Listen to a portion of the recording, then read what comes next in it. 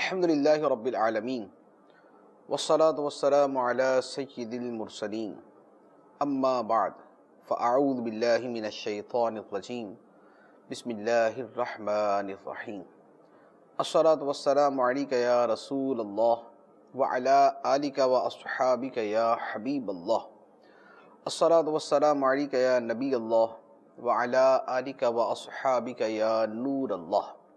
فیضان قرآن کے سلسلے میں حاضر ہیں اور آج سورہ فاطر کی آیت نمبر 11 سے قرآن پاک کا درس سنیں گے۔ یہاں سے اللہ تبارک و تعالی کی شان خالقیت اور اس کے علم کی شان کا بیان ہے۔ ارشاد ہوتا ہے بسم اللہ الرحمن الرحیم واللہ خلقکم من تراب ثم من نطفۃ ثم جعلکم ازواجا وما تحمل من انثى ولا تضع الا بعلمه وما يعمر من معمر ولا ينقص من عمره الا في كتاب ان ذلك على الله يسير۔ اور اللہ نے تمہیں مٹی سے بنایا، پھر پانی کی بوند سے، پھر تمہیں جوڑے جوڑے کیا، اور کوئی مادہ اللہ کے علم کے بغیر نہ حاملہ ہوتی ہے اور نہ ہی بچہ جنتی ہے، اور جس بڑی عمر والے کو عمر دی جائے یا جس کسی کی عمر کم رکھی جائے، یہ سب ایک کتاب میں ہے، بے شک یہ اللہ پر بہت آسان ہے۔ اللہ تعالیٰ کی شان خالقیت یوں بیان فرمائی کہ اے انسانوں، اللہ تعالیٰ نے تمہاری بنیاد کو مٹی سے پیدا کیا۔ آدم علیہ السلام مٹی سے پیدا کیے گئے، تو فرمایا کہ تمہاری جو اصل ہے، بنیاد ہے، آدم علیہ السلام انہیں مٹی سے تخلیق کیا گیا۔ اور پھر جو تمہارا سلسلہ ہے ثم من نطفۃ، پھر اس کے بعد جو نسل انسانی چلی ہے، فرمایا کہ وہ پانی کی بوند سے شروع ہوتی ہے، اور پھر اللہ تعالیٰ نے تمہارے جوڑے بنا دیے، مرد ہے عورت ہے، مرد ہے عورت ہے، اور ان جوڑوں کے ملاپ سے نسل آگے چلتی ہے۔ یہ اس کی شان خالقیت ہے۔ اور شان علم کا بیان ہوتا ہے کہ کوئی مادہ وہ حاملہ نہیں ہوتی اللہ کے علم کے بغیر، یعنی جو مادہ بھی حاملہ ہوتی ہے یا بچہ جنتی ہے وہ اللہ کے علم میں ہے، اور پھر اس کی جتنی عمر ہے، خواہ وہ زیادہ ہے یا وہ کم ہے، اس کی عمر زیادہ رکھی گئی یا اس کی عمر کم رکھی گئی، وہ سب اللہ تعالیٰ کے علم میں ہے۔ اور وہ صرف اتنا نہیں کہ اتنی عمر ہوگی اتنی عمر ہوگی، بلکہ اس عمر کے اندر جو زندگی کا ایک ایک لمحہ ہے، اور اس ایک ایک لمحے کا جو کروڑواں حصہ ہے، وہ بھی اللہ تعالیٰ کے علم میں ہے، اور اس کے سامنے ایسے ہے کہ جس کا ہم تصور بھی نہیں کر سکتے۔ اللہ تعالیٰ انسانی زندگی کی پیدائش سے لے کر آخر تک، اور پیدائش سے پہلے سے لے کر اس کے اگلے جملہ مراحل کو پوری تفصیل کے ساتھ جانتا ہے۔ یہ اللہ تعالیٰ کا علم ہے، اور یہ سب جو ہے یہ اللہ تعالیٰ نے اس کی ایک بڑا حصہ جو ہے، متناہی حصہ اللہ تعالیٰ نے ایک کتاب میں لکھا ہوا ہے جس کا نام لوح محفوظ ہے۔ جو عمروں کا زیادہ دیا جانا ہے یا عمر کا کم ہونا ہے، یہ آدمی 100 سال جیے گا یا یہ صرف ایک دن کی عمر میں فوت ہو جائے گا بچہ، یہ سب لوح محفوظ میں لکھا ہوا ہے۔ اور جو اللہ کا علم ہے اس کی جو تفصیل ہے وہ میں نے عرض کی کہ وہ لامتناہی تفصیلات اللہ تعالیٰ کے علم میں ہے، اور یہ جتنا کچھ ہے یہ سب اللہ پر بہت آسان ہے۔ لوح محفوظ میں جملہ انسانوں کے یا جملہ مخلوقات کے زندگی اور موت، زندگی کے ایام اور سال، سب کا لکھ دینا اللہ پہ بڑا آسان ہے۔ اور سارا انسانی تخلیق کا سلسلہ، کائنات کی تخلیق کا سلسلہ، اور علم کی لامتناہی، یہ سارے کا سارا، یہ شان تخلیق، یہ سارا علم اللہ تعالیٰ کو ہے، اور اللہ تعالیٰ کے لیے اس میں کسی شے کو بیان کرنا یا کسی شے کو کہیں لکھ دینا یہ سب بہت آسان ہے۔ اس کے بعد اللہ تعالیٰ کی قدرت اور اس کے فضل کے اوپر دلائل بیان فرمائے گئے. ارشاد ہوتا ہے وَمَا يَسْتَوِي الْبَحْرَانِ هَذَا عَذْبٌ فُرَاتٌ سَائِغٌ شَرَابُهُ وَهَذَا مِلْحٌ أُجَاجٌ وَمِنْ كُلٍّ تَأْكُلُونَ لَحْمًا طَرِيًّا وَتَسْتَخْرِجُونَ حِلْيَةً تَلْبَسُونَهَا وَتَرَى الْفُلْكَ فِيهِ مَوَاخِرَ لِتَبْتَغُوا مِنْ فَضْلِهِ وَلَعَلَّكُمْ تَشْكُرُونَ. اور دونوں سمندر برابر نہیں. یہ میٹھا خوب میٹھا ہے، اس کا پانی خوشگوار ہے، اور یہ دوسرا نمکین بہت کڑوا ہے. ہر ایک سے تم تازہ گوشت کھاتے ہو اور وہ زیور نکالتے ہو جسے تم پہنتے ہو، اور تو کشتیوں کو اس میں پانی کو چیرتے ہوئے دیکھے گا تاکہ تم اللہ کا فضل تلاش کرو اور تاکہ تم شکر ادا کرو. اللہ تعالیٰ نے فرمایا کہ دو سمندر برابر نہیں، ایک میٹھا خوب میٹھا پانی خوشگوار، دوسرا نمکین بہت کڑوا. یہ دو سمندر کون سے ہیں؟ اس کے بارے میں مفسرین کرام نے مختلف تفسیرات تعویلات بیان کی ہیں. بعض نے تو یہ بیان فرمایا کہ سمندر کے اندر ہی بہت سی ایسی جگہ ہوتی ہیں جہاں میٹھا پانی ہوتا ہے، اور ملاح اور جو پانی کے ماہرین ہوتے ہیں وہ بیچ سمندر کے میٹھے پانی کی لہر سے پانی لے لیتے. نمکین بھی چل رہا ہے، کڑوا پانی بھی چل رہا ہے، اور اسی کے اندر کہیں میٹھا پانی بھی موجود ہوتا ہے. ایک تو یہ صورت ہے. دوسری صورت یہ ہے کہ یہاں دو سمندروں سے مراد ایک تو وہ سمندر کہ جو ہمیں نظر آتا ہے، جسے ہم سی بولتے ہیں، اوشین بولتے ہیں، وہ سمندر ہے جس کا پانی بڑا کڑوا ہوتا ہے، بڑا نمکین ہوتا ہے.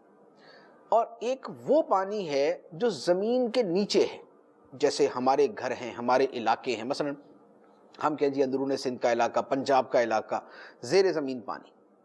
یہ زیر زمین پانی جو ہے یہ بھی سمندر ہے. جیسے وہ سمندر ہے جو دنیا کے 3/4 حصے پر مشتمل ہے، جو سمندر ہے پانی ہی پانی نظر آتا ہے، تو یہ جو خشکی کا ٹکڑا ہے جو 7 بر اعظم ہیں، ان کے نیچے جو اللہ تعالیٰ نے پانی رکھا ہے وہ بھی سمندروں کی طرح پانی، تو وہ بھی سمندر ہے اور وہ میٹھا ہوتا ہے. ہم زمین سے پانی جب نکالتے ہیں پمپ کے ذریعے اور یا دیگر ذرائع کے ذریعے، میٹھا پانی نکلتا ہے، اکثر و بیشتر خوشگوار پانی نکلتا ہے. تو یہ بھی اسی سمندر کے پاس ہے، لیکن وہ کڑوا یہ میٹھا اور بڑا خوشگوار پانی نکلتا ہے. چشموں سے پانی نکلتا ہے، پہاڑوں کے اندر سے نکلتا ہے، کیسا شاندار پانی ہوتا ہے، زمین سے ابلتا ہے، اور اتنا شاندار، اتنا منرل واٹر ہوتا ہے، اتنا اعلیٰ درجے کا پانی ہوتا ہے کہ آدمی پیتا ہے طبیعت خوش ہو جاتی ہے، فریش ہو جاتی ہے طبیعت. تو وہ بھی ایک نیچے پانی کا سمندر ہی ہے جو اللہ تعالیٰ نے ساری زمین کے نیچے رکھا ہوا ہے. تو یہ تعبیر بھی ہے کہ دو سمندر ہیں، ایک کڑوا اور ایک میٹھا.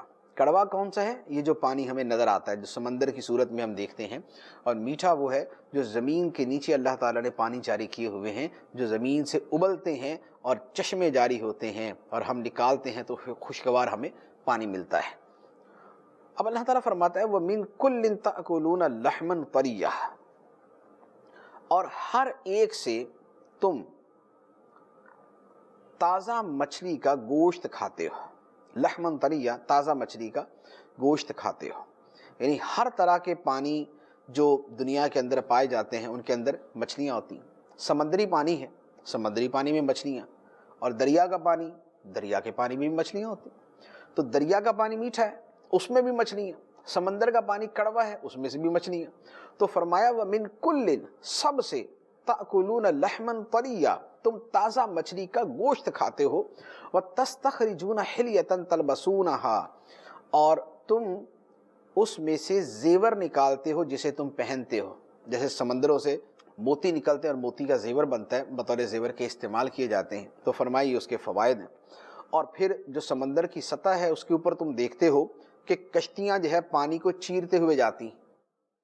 تو یہ بھی اللہ تعالیٰ کی قدرت. تو یہ سمندروں کا جاری کرنا، اور سمندر میں کڑوا پانی بھی ہے، میٹھا پانی بھی ہے، اس سے مچھلی بھی نکلتی ہے، اس سے تم موتی بھی نکالتے ہو، اس کے اوپر کشتیاں بھی رواں دواں ہیں. تو یہ سارے کا سارا نظام جو ہے یہ اللہ تعالیٰ کی قدرت اور اس کے فضل کی علامت ہے. اس کی قدرت کی بھی نشانی ہے اور اللہ کے اپنے بندوں پر احسان کی بھی نشانی ہے۔ تو فرمایا وَلَعَلَّكُمْ تَشْكُرُونَ، تاکہ تم شکر ادا کرو کہ اللہ تعالیٰ نے تمہارے لیے زندگی گزارنے کے کیسے اسباب پیدا فرمائے۔ اس کے بعد قدرت الہی کے مزید دلائل اور پھر اللہ تعالیٰ کے مقابلے میں باطل معبودوں کی بے بسی کو بیان کیا۔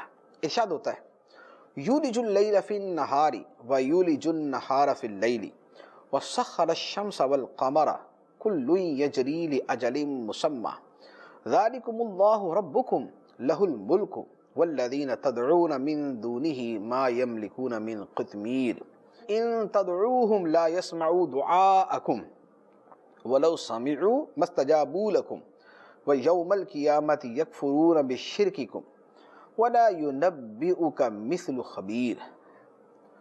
وہ اللہ رات کے کچھ حصے کو دن میں داخل کر دیتا ہے اور دن کو رات میں داخل کر دیتا ہے، اور سورج اور چاند کو اس نے کام میں لگا دیا، ہر ایک مقررہ میعاد تک چلتا ہے۔ یہی اللہ تمہارا رب ہے، اسی کی بادشاہی، اور اللہ کے سوا جنہیں تم پوجتے ہو وہ کھجور کے چھلکے کے بھی مالک نہیں۔ اگر تم انہیں پکارو، ان بتوں کو پکارو، تو وہ تمہاری پکار نہیں سنیں گے، اور اگر بالفرد سن بھی لیں تو تمہاری حاجت پوری نہیں کر سکتے، اور قیامت کے دن وہ تمہارے شرک سے انکار کر دیں گے، اور باخبر اللہ کی طرح تجھے کوئی بھی نہیں بتائے گا۔ یہ اللہ تعالیٰ نے پہلے قدرت کی نشانی بیان کی کہ اللہ تعالیٰ کی قدرت کی 3 نشانیاں۔ اللہ تعالیٰ رات کو دن میں داخل کرتا ہے، دن کو رات میں داخل کرتا ہے۔ جیسے ہم دیکھتے ہیں گرمیاں آتی ہیں تو دن لمبے ہو جاتے ہیں، راتیں چھوٹی ہو جاتی ہیں، سردیاں آتی ہیں تو راتیں لمبی ہو جاتی ہیں، دن چھوٹے ہو جاتے ہیں۔ گویا وہ جو دن لمبا تھا اس دن کا شروع کا اور آخر کا حصہ جو ہے وہ رات میں بدل گیا۔ اس کے برعکس ہوا تو وہ جو رات کا شروع کا اور آخر کا حصہ تھا وہ دن میں تبدیل ہو گیا۔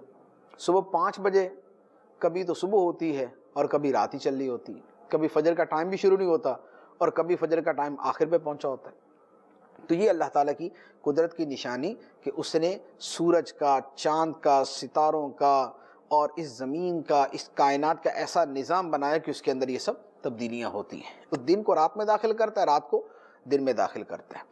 اس کی دوسری نشانی کہ اس نے سورج کو کام میں لگایا ہوا، چاند کو کام میں لگایا ہوا۔ سورج اللہ تعالیٰ کے حکم کا پابند اپنے کام میں لگا ہوا، وہ ہیٹ پیدا کر رہا ہے، وہ گرمی فراہم کر رہا ہے۔ اس کے اندر اللہ تعالیٰ نے وہ نظام رکھا کہ ساری کائنات کو گرمی اور حرارت اس سے مل رہی ہے، اللہ تعالیٰ نے اسے کام میں لگایا ہوا، ورنہ ساری دنیا مل کے سورج کے کروڑوں میں حصے کے برابر ہیٹ پیدا نہیں کر سکتی۔ لیکن اللہ تعالیٰ نے اس سورج کے اندر ایسا کیا نظام رکھ دیا کہ ہم سے کروڑوں میل دور ہے، کروڑوں میل دور ہے، لیکن وہاں سے ہمیں روشنی بھی دے رہا ہے اور ہمیں وہاں سے حرارت بھی دے رہا ہے۔ سبحان اللہ۔ سائنسدانوں نے انرجی سیور ایجاد کیے، بلب ایجاد کیے، ٹیوب لائٹس ایجاد کی، اور اس سے بڑھ کر کیا کیا چیزیں ایجاد کی، بلکہ ابھی تو مصنوعی سورج بھی ایجاد کیے جا رہے ہیں۔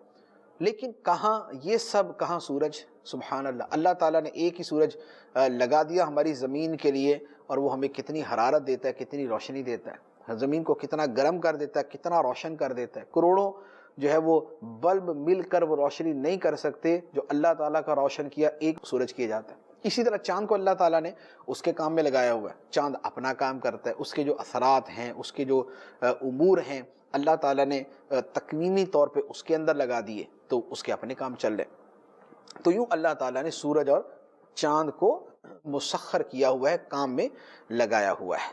تو فرمایا کہ سب، ہر ایک مقررہ میعاد تک چلتا ہے۔ تو فرمایا کہ یہ اللہ ہے تمہارا رب، جس کے یہ سارے قدرت کے نظارے ہیں، دن کو رات میں، رات کو دن میں داخل کرنا، سورج کو اس کے کام میں لگا دیا، چاند کو اس کے کام میں لگا دیا۔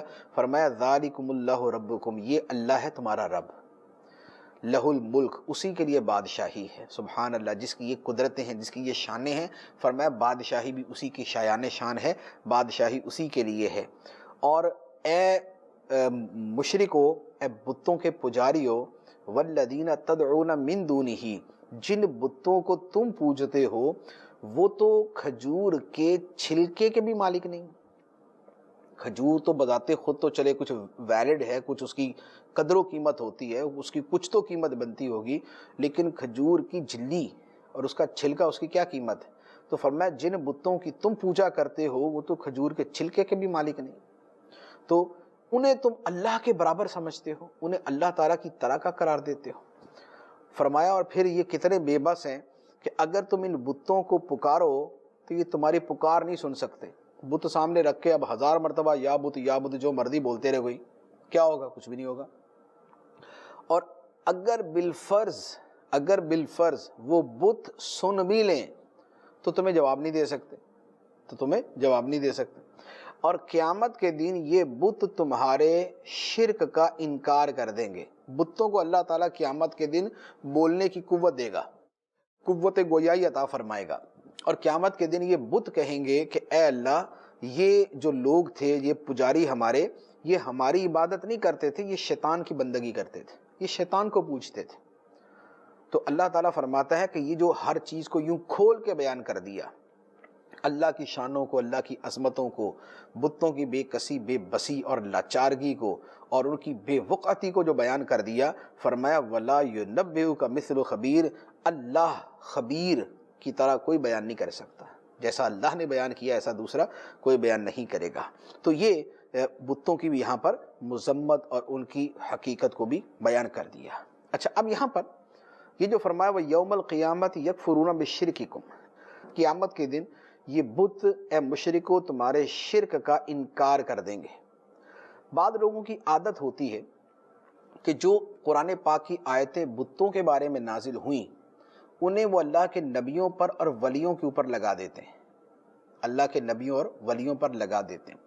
اللہ تعالیٰ فرماتا ہے بت بے بس ہیں، تو اب ایسے لوگ کیا کرتے ہیں، وہ آیت اٹھا کے بولتے دیکھو اللہ نے فرمایا نبی بے بس ہیں، معاذ اللہ ثم معاذ اللہ۔ اللہ تعالیٰ فرماتا ہے کہ یہ بت لوگوں کے شرک کا انکار کر دیں گے۔ وہ لوگ اٹھاتے ہیں اور آیت کو نبیوں پہ لگا کے بولتے ہیں کہ نبی قیامت کے دن اپنے پکارنے والوں کا انکار کر دیں گے۔ یہ قرآن پاک کی معنوی تحریف ہے، قرآن پاک کی معنوی تحریف ہے کہ اللہ تعالیٰ نے جو آیتیں بتوں کے بارے میں نازل کی ہیں اسے اٹھا کے اللہ کے نبیوں اور ولیوں پر لگا دیا جائے۔ کس قدر بد نصیبی اور بدبختی کی بات ہے، کیونکہ کہاں بت جو ناپاک ہیں جن سے بچنے کا حکم ہے، جن سے نفرت کرنے کا حکم ہے، اور کہاں اللہ تعالیٰ کے پیارے نبی جن پر ایمان لانے کا حکم ہے، جن کی تعظیم کا حکم ہے، جن سے محبت کرنے کا حکم ہے۔ تو ایک طرف وہ ہیں جن کا انکار کرنا، دوسری طرف وہ نبی ہیں جن پر ایمان لانا۔ ایک طرف وہ بت ہیں جن سے نفرت کرنی ہے، دوسری طرف وہ نبی ہیں جن سے محبت کرنی۔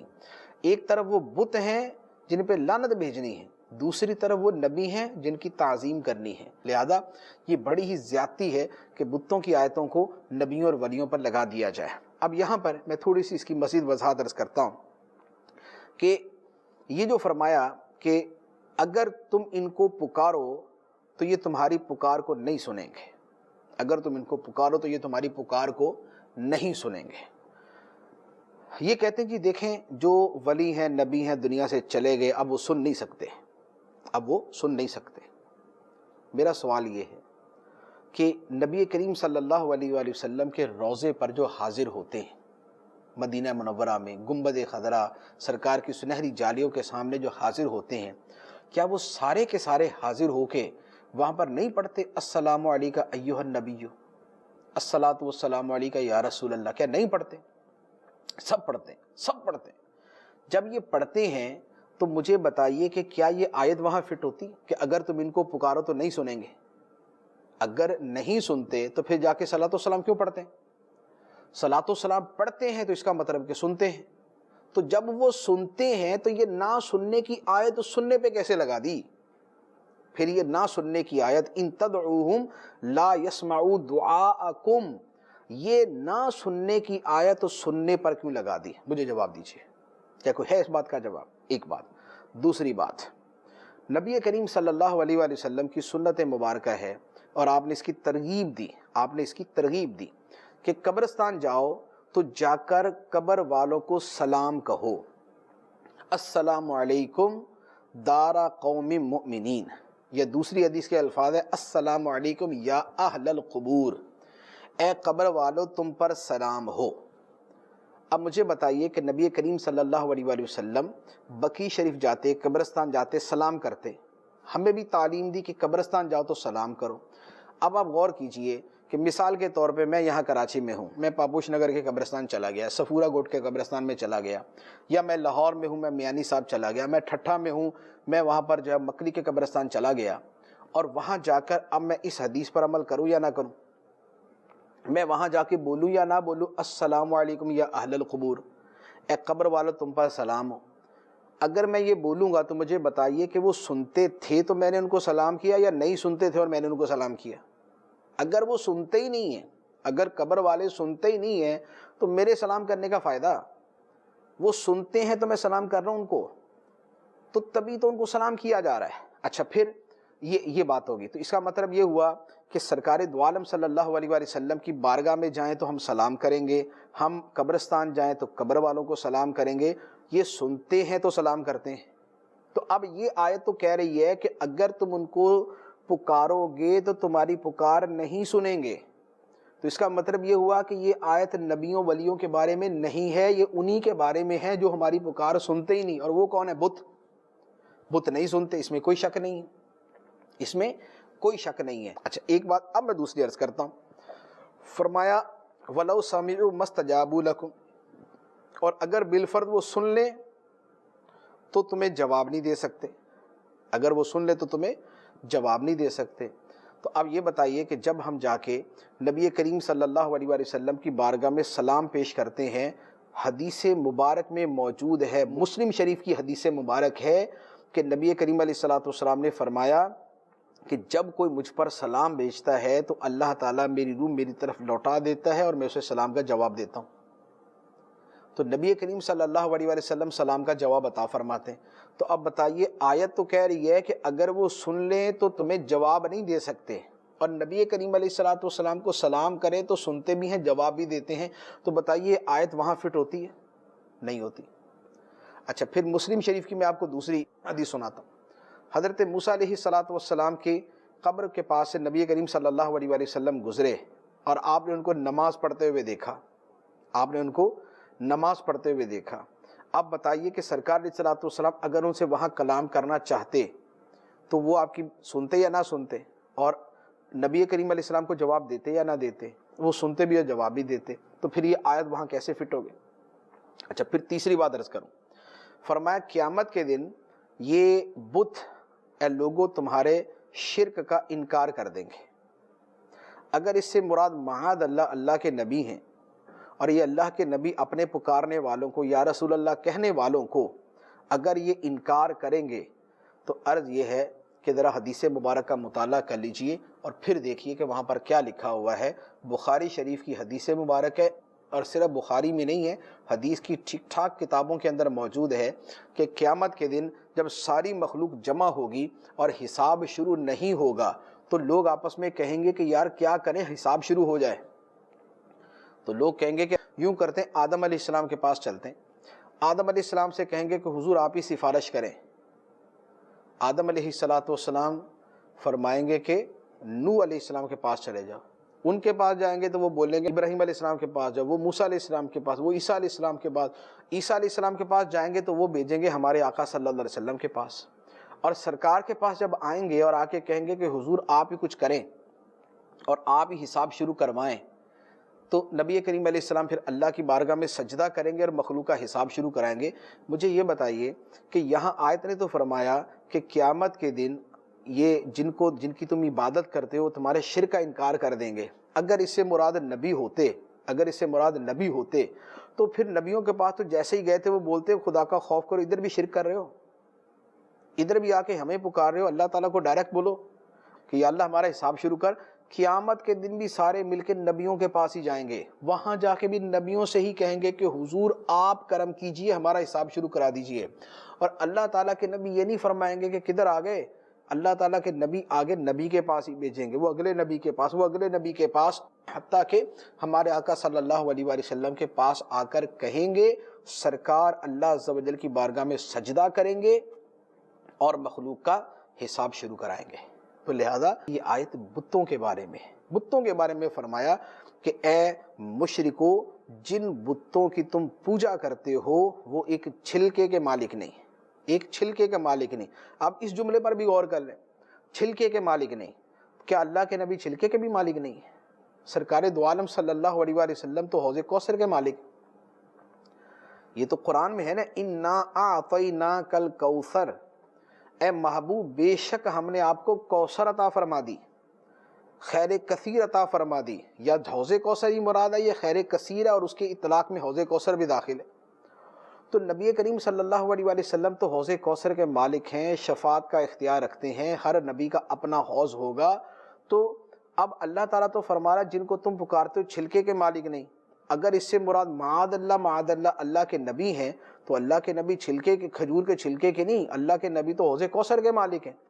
حضور کو تو جنت کی چابیاں عطا کر دی گئی ہیں، اوتیت مفاتیح الجنہ، سرکار فرماتے ہیں مجھے جنت کی چابیاں دے دی گئیں۔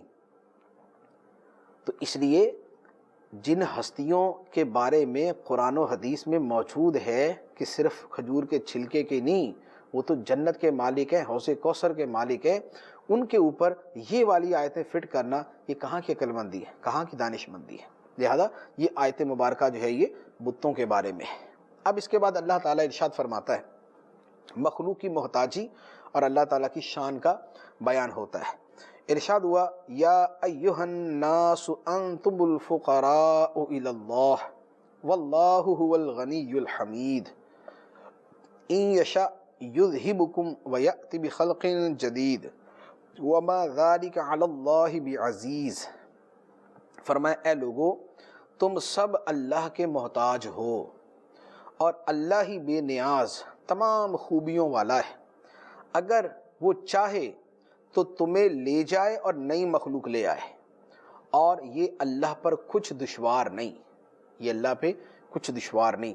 یہ اللہ تعالیٰ کی شان غنا ہے، اللہ تعالیٰ غنی ہے، بے نیاز ہے، یہ اس کی شان ہے۔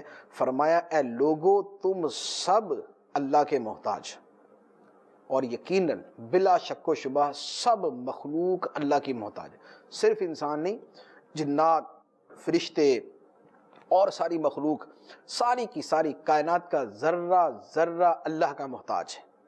انسان سارے کے سارے اللہ کے محتاج ہیں۔ اللہ کے نبی سارے کے سارے، جن کی بڑی شانیں ہیں، جن کے بڑے مرتبے ہیں، جن کے بڑے مقام، بڑی عظمتیں، جنہیں اللہ تعالیٰ نے وہ مقام و مرتبہ دیا کہ ہماری عقلیں وہاں تک پہنچ نہیں سکتی، وہ اللہ تعالیٰ کے شانوں والے نبی بھی اللہ کے محتاج ہیں، وہ اللہ عز و جل کے محتاج۔ ہمارے آقا صلی اللہ تعالیٰ علیہ وآلہ وسلم جو کائنات میں سب سے بڑھ کر ہیں، سب سے افضل ہیں، سب سے بہترین ہیں، سب سے زیادہ علم والے، سب سے زیادہ شانوں والے ہیں، اللہ عز و جل کے بندے ہیں، اللہ عز و جل کے بندے ہیں، عبدہ و رسولہ، اللہ کے بندے ہیں اور اس کے رسول ہیں۔ لہذا مخلوق ساری کی ساری اللہ تعالیٰ کی محتاج ہے۔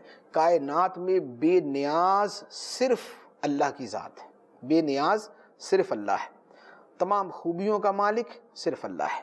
تو فرمایا کہ اے لوگو، تم سب اللہ کے محتاج ہو اور اللہ ہی بے نیاز تمام خوبیوں والا ہے۔ اب اللہ تعالیٰ اپنی شان بے نیازی کو بیان فرماتا ہے۔ فرمایا کہ اگر اللہ چاہے تو تمہیں دنیا سے لے جائے اور تمہاری جگہ نئی مخلوق لے آئے۔ سبحان اللہ، سبحان اللہ، اللہ تعالیٰ کی شان، اس کی بے نیازی۔ فرمایا چاہے تو تمہیں لے جائے، ختم کر دے، فنا کر دے، نئی مخلوق کو لے آئے۔ اور یقیناً اللہ تعالیٰ کی شان کہ جو ہے اللہ تعالیٰ کی شایان شان ہے۔ فرمایا وما ذالک علی اللہ بعزیز، یہ اللہ پہ کوئی دشوار نہیں ہے، اللہ پہ کوئی دشوار نہیں ہے۔ اس خالق کی، اس مالک کی، اس عظمت والے پروردگار کی، اس رب العالمین کی، اس ارحم الراحمین کی، اس احکم الحاکمین کی شان یہ ہے کہ کن فرما کے کائنات کو پیدا فرما دیتا ہے۔ اذا قضا امرا فانما یقول له کن فیکون، جب وہ کسی امر کا فیصلہ فرماتا ہے، کسی شے کا فیصلہ کرتا ہے تو اس سے صرف اتنا فرماتا ہے ہو جا، وہ شے ہو جاتی ہے۔ یہ اللہ تعالیٰ کی شان ہے۔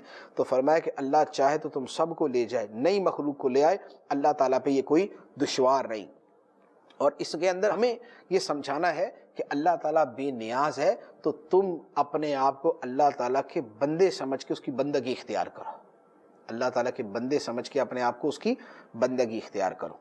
آگے ارشاد ہوتا ہے مشرکین کی بتوں سے نا امیدی اور اپنے رشتہ داروں سے کسی بھی قسم کی امید رکھنے کا رد اب اللہ تعالیٰ بیان فرماتا ہے۔ ارشاد ہوتا ہے وَلَا تَزِرُ وَازِرَةٌ وِزْرَ أُخْرَى وَإِن تَدْعُ مُثْقَلَةٌ إِلَى حِمْلِهَا لَا يُحْمَلُ مِنْهُ شَيْءٌ وَلَوْ كَانَ ذَا قُرْبَى إِنَّمَا تُنذِرُ الَّذِينَ يَخْشَوْنَ رَبَّهُمْ بِالْغَيْبِ وَأَقَامُوا الصَّلَاةَ وَمَنْ تَزَكَّى فَإِنَّمَا يَتَزَكَّى لِنَفْسِهِ وَإِلَى اللَّهِ الْمَصِيرُ، اور کوئی بوجھ اٹھانے والی جان دوسرے کا بوجھ نہ اٹھائے گی، اور کوئی بوجھ والی جان اپنے بوجھ کی طرف کسی کو بلائے گی تو اس کے بوجھ میں سے کچھ بھی اٹھایا نہیں جائے گا، اگرچہ قریبی رشتہ دار ہو۔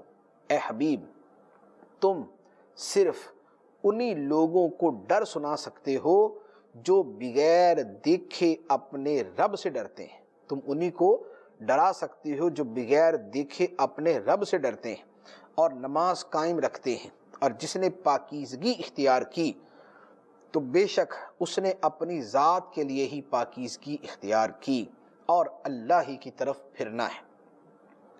اس آیت مبارکہ میں بہت ساری باتوں کا بیان ہے، ہر چیز جو ہے وہ پوری تفصیل کی متقاضی ہے، لیکن اختصار کے ساتھ میں عرض کرتا ہوں۔ فرمایا کہ کوئی بوجھ اٹھانے والی جان قیامت کے دن دوسرے کا بوجھ نہیں اٹھائے گی۔ اگر اس کو تشریح کے طور پہ عرض کروں تو یوں کہا جائے گا کہ قیامت کے دن کوئی جان دوسری جان کے گناہ نہیں اٹھائے گی۔ گناہ بوجھ ہے، گناہوں کا بوجھ ہے، تو اب ایک جان دوسری جان کے گناہ اپنے سر نہیں لے گی، اور اگر کسی کو دعوت بھی دی جائے کہ جناب میرے تھوڑے سے گناہ لے لیں، تھوڑے سے گناہوں کا بوجھ میرے اوپر سے کم کر دیں، میرے اوپر بہت لد گیا، تھوڑے سے آپ کم کر دیں، تو فرمایا کہ جس کو یہ دعوت دی جائے گی وہ کبھی بھی گناہوں کا بوجھ نہیں اٹھائے گا، اگرچہ سگا رشتہ دار ہو۔ فرمایا وَلَوْ كَانَ ذَا قُرْبَى، اگرچہ قرابت دار ہو، اگرچہ رشتہ دار ہو، لیکن ایک گناہ بھی نہیں اٹھائے گا، اور وہ قریبی رشتہ دار خواہ باپ ہو، ماں ہو، اولاد ہو، شوہر ہو، بیوی ہو، وہ قیامت کے دن جو ہے وہ ایک ذرے برابر کسی کا گناہ کا بوجھ نہیں اٹھائیں گے۔ ہر بندے کو اپنی پڑی ہوگی، ہر کوئی کہے گا بھائی میری جان بچ گئی تو بس یہی ٹھیک ہے، آپ اپنا خود ہی بھگتے ہیں۔ ہاں جو شفاعت کر سکے گا تو شفاعت والی صورت اور ہے، لیکن کسی کے گناہ اپنے اوپر لینے کا کام نہیں ہوگا، دوسرے کے گناہ معاف کرانے کے لیے اللہ عز و جل کی بارگاہ میں شفاعت کرنا یہ ہے۔ حافظ ہے، اپنے ماں باپ کی شفاعت کرے گا، اپنے خاندان کے 10 آدمیوں کی شفاعت کرے گا، عالم دین ہے وہ اپنے گھر والوں کی شفاعت کرے گا، دیگر افراد کی کرے گا، اسی طرح شہید ہے وہ بھی بہت سارے لوگوں کی شفاعت کرے گا، لیکن شفاعت کرنے کا مطلب یہ ہوا کہ اے اللہ ان کے گناہ معاف کر دے یا ان کے درجے بلند کر دے۔ اگر گناہوں کے بارے میں شفاعت ہے تو پھر گناہ معاف کر دے، لیکن یہ نہیں ہے کہ اس کے گناہ اپنے اوپر لے لیں گے۔ تو یہاں اس کا بیان ہے کہ کوئی جان کسی دوسرے کے گناہ اپنے اوپر نہیں لے گی، بھلے قریبی رشتہ دار ہی کیوں نہ ہو۔ اب اس کے بعد نبی کریم صلی اللہ علیہ وآلہ وسلم کو فرمایا کہ اے حبیب انما تنذر الذین یخشون ربهم بالغیب، آپ جو لوگوں کو اللہ تعالیٰ کے عذاب کی باتیں سناتے ہیں، انہیں خبردار کرتے ہیں، انہیں تنبیہ کرتے ہیں، تو آپ یہ اسی کو کر سکتے ہیں جو اپنے رب سے بن دیکھے ڈرتا ہے اور نماز قائم رکھتا ہے، تو اسی کو آپ ڈرا سکتے ہیں۔ ایک ہے خبر دینا، تو نبی کریم علیہ السلام جو انذار فرماتے تھے، ڈر کی خبریں دیتے تھے، وہ تو سب کو دیتے تھے، خواہ وہ اللہ سے ڈرنے والا ہے یا نہیں ہے، وہ نماز پڑھتا ہے نہیں پڑھتا، وہ تو کفار کو بھی نبی پاک علیہ السلام انذار فرماتے تھے۔ لیکن یہاں انذار سے مراد ہے انذار نافع، کہ آپ کسی کو ایسا متنبع کریں، اللہ کے عذاب سے یوں ڈرائیں کہ وہ اس کا اثر لے کر ڈرے۔ یہ والی جو صورت ہے، فرمایا کہ یہ اسی کے ساتھ ہے کہ جو اپنے رب سے بن دیکھے ڈرتا ہے اور نماز پڑھتا ہے، جس میں پہلے سے ایک داعیہ موجود ہے، جس کے اندر پہلے سے وہ ریسیور موجود ہے، جو انذار کو قبول کرنے والا ہے، جس کے اندر پہلے سے وہ قبول کرنے والی چیز موجود ہے جو انذار کو قبول کرتی ہے، تو فرمایا کہ تم اسی کو ڈرا سکتے ہو۔ بقیہ انذار کرنا سنانا وہ سب کے لیے ہے، لیکن انذار نافع انہی کے لیے ہے جو اپنے رب سے بن دیکھے ڈرتے ہیں اور نماز قائم کرتے ہیں۔ اب اس کے بعد اللہ تعالیٰ نے فرمایا وَمَن تَزَكَّىٰ فَإِنَّمَا يَتَزَكَّىٰ لِنَفْسِهِ، جو پاکیزگی اختیار کرے تو بے شک اپنی ذات کے لیے ہی پاکیزگی اختیار کرتا ہے۔ اگر کوئی متقی بنتا ہے، اگر کوئی اپنے نفس کو پاک کرتا ہے، اپنے دل کی کدورتوں کو صاف کرتا ہے، اپنے روح کے میل کو اتار دیتا ہے، اپنے قلب سے اخلاق رذیلہ کی علائشوں کو اتار پھینکتا ہے، تو اس کا فائدہ اسی کو ہے۔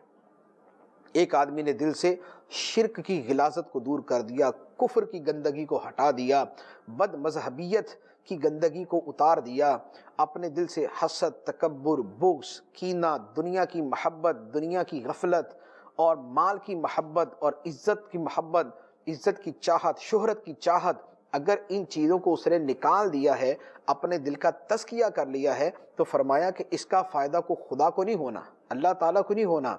فَإِنَّمَا يَتَزَكَّىٰ لِنَفْسِهِ، اس کا فائدہ خود اس بندے کو ہے۔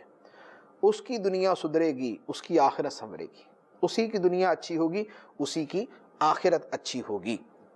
فرمایا وَإِلَى اللَّهِ الْمَصِيرُ، اور اللہ ہی کی طرف پھرنا ہے۔ تو یہ جو ہے وہ اللہ تبارک و تعالیٰ نے تزکیہ کے حوالے سے جو یہاں پر اس آیت مبارکہ میں کلام کیا وہ ہے۔ اس کے بعد پھر اللہ تعالیٰ نے مومن و کافر کا تقابل، اسلام اور کفر کا تقابل، جنت و جہنم کا تقابل تشبیہات کے ساتھ بیان کیا۔ ارشاد ہوتا ہے وَمَا يَسْتَوِي الْأَعْمَى وَالْبَصِيرُ وَلَا الظُّلُمَاتُ وَلَا النُّورُ وَلَا الظِّلُّ وَلَا الْحَرُورُ وَمَا يَسْتَوِي الْأَحْيَاءُ وَلَا الْأَمْوَاتُ إِنَّ اللَّهَ يُسْمِعُ مَن يَشَاءُ وَمَا أَنْتَ بِمُسْمِعٍ مَّن فِي الْقُبُورِ إِنْ أَنْتَ إِلَّا نَذِيرٌ۔ فرمایا اور اندھا اور دیکھنے والا برابر نہیں، اندھا اور دیکھنے والا برابر نہیں، اور نہ اندھیرے اور اجالا برابر ہے، اور نہ سایہ اور تیز دھوپ برابر ہے۔ اندھا کون ہے؟ جو حق دیکھنے سے اندھا ہے، کافر۔ اور دیکھنے والا کون ہے؟ جس نے حق کو دیکھا ہے، قبول کیا ہے، مومن۔ اندھیرے اور اجالا برابر نہیں، اندھیرا کیا ہے؟ کفر، اجالا کیا ہے؟ ایمان۔ اور یہاں پر اجالا ایک ہے، نور واحد، انوار نہیں، نور واحد۔ اور جو اندھیرا ہے وہ کیا ہے؟ الظلمات، اندھیرے جمع۔ کیوں؟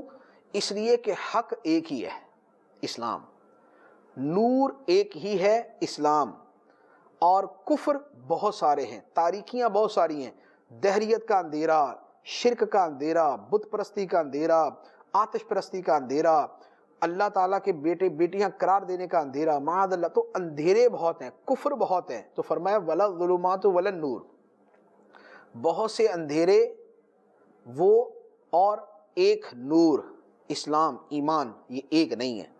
اور فرمایا نہ سایہ اور تیز دھوپ برابر ہیں۔ سایہ کیا ہے؟ راحت، ثواب، جنت، اور تیز دھوپ کیا ہے؟ عذاب، جہنم۔ یہ تشبیہ کے اعتبار سے تو فرمایا اندھا اور بینا برابر نہیں، اندھیرے اور اجالا برابر نہیں، سایہ اور تیز دھوپ برابر نہیں۔ اور یہیں سے پتہ چلا کہ جو یہ کہتے ہیں کہ کافر مومن سب ایک ہی طرح کے ہیں اور سب کو ایک ہی طرح سے چلانا چاہیے، کفر و ایمان کا فرق ہمیں نہیں کرنا چاہیے، وہ اللہ تعالیٰ قیامت کے دن کرے گا۔ اللہ تعالیٰ نے دنیا میں کر دیا، اللہ تعالیٰ نے دنیا میں بتا دیا، اندھا اور دیکھنے والا برابر نہیں، مومن و کافر برابر نہیں، اندھیرے اور اجالا برابر نہیں، کفر اور ایمان برابر نہیں، سایہ اور دھوپ برابر نہیں، ثواب اور عذاب برابر نہیں، جنت و جہنم برابر نہیں۔ لہذا یہ نہیں ہے کہ سیکولرزم کے نام پر ہر چیز جو ہے وہ بس ٹھیک ہے جی، ایک ہی اس میں جناب گٹھری کے اندر لپیٹ دی جائے اور ایک ہی انداز کے اندر ڈیل کی جائے، ایسا نہیں۔ اللہ تعالیٰ نے جدا کیا، اللہ تعالیٰ نے جدا کیا، تو جیسے اللہ تعالیٰ نے جدا کیا اور فیصلہ کیا ہے، ہم نے بحیثیت مومن اسی پر ایمان رکھنا ہے، اسی کو قبول کرنا ہے۔ اللہ تعالیٰ ہمیں قرآن پاک پڑھنے، سمجھنے اور عمل کرنے کی توفیق عطا فرمائے، آمین بجاہ النبی الامین صلی اللہ علیہ وسلم۔